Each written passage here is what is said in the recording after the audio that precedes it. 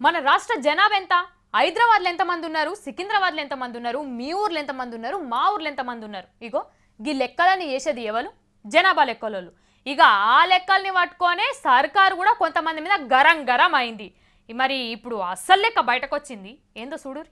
హమ్మయ్యా, పెద్ద సిక్కుముడి ఇడిపోయింది. కేసీఆర్ సార్ను పరేషాన్ చేసిన రేషన్ కార్డుల ప్రశ్నకు సమాధానం దొరికింది. ఇదివరదాకా మన రాష్ట్రంలో 84 లక్షల కుటుంబాలే ఉన్నాయని అందరు అనుకున్నారు కదా. కేసీఆర్ సార్ కూడా అదే లెక్క మనసులో పెట్టుకొని చాలా సార్లు మాట్లాడిండు.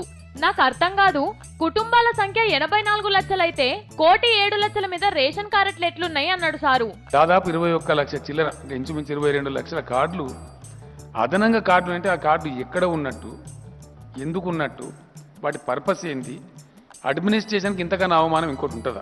సార్ ఇట్లా అనేవరకల్లా అధికారులకు పట్టా పగలే సుక్కలు కనబడ్డాయి అనుకోరాదుర్రి. అరే ఇట్లెట్లయింది, సారు చెప్పేదాకా మనకు కూడా తెలియకపాయనని అంతా తలకాయలు పట్టుకున్నారు. పబ్లిక్ కూడా ముక్కు మీద ఏలేసుకొని నోరెళ్ళబెట్టిండ్రు. కానీ గా ముచ్చట్ల ఇప్పుడు క్లారిటీ వచ్చింది. 1,07,00,000 ఇండ్ల రేషన్ కార్డులున్నట్టే 1,07,00,000 కుటుంబాలు కూడా ఉన్నాయని తేలిపోయింది. మరి సార్ అట్లా అనుట్లా కూడా తప్పేమీ లేదు. ఎందుకంటే ఇదివరకున్న జనాభా లెక్కలన్నీ తెలంగాణలో కుటుంబాలు 84 లక్షల చిల్లరనేనని తప్పుడు లెక్కలు చూపించినాయి. ఇక అట్లనకుంటే ఇంకేమంటారు? ఇక మొత్తం జనాభా ముచ్చటది ఇంకో గమ్మతి. ఇదివరదాకా తెలంగాణలో 3,80,00,000 మీదనే పబ్లిక్ ఉంటారని చెప్పిండ్రు. కానీ ఇప్పుడు సర్వేతోని ఎంత లెక్క తేలిందో ఎరికేనా?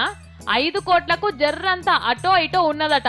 చూడుండ్రిగా, గందుకే కావచ్చు ఏ లెక్క పట్టుకున్నా తేడాలు వస్తున్నాయని ముందు చూపుతోనే సార్ ఇట్లా సర్వే చేపించిండు.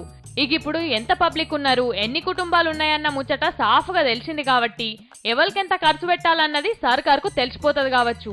మొత్తానికి కుటుంబాల సంఖ్యకు తగ్గట్టే రేషన్ కార్డులు కూడా ఉన్నాయన్నట్టు.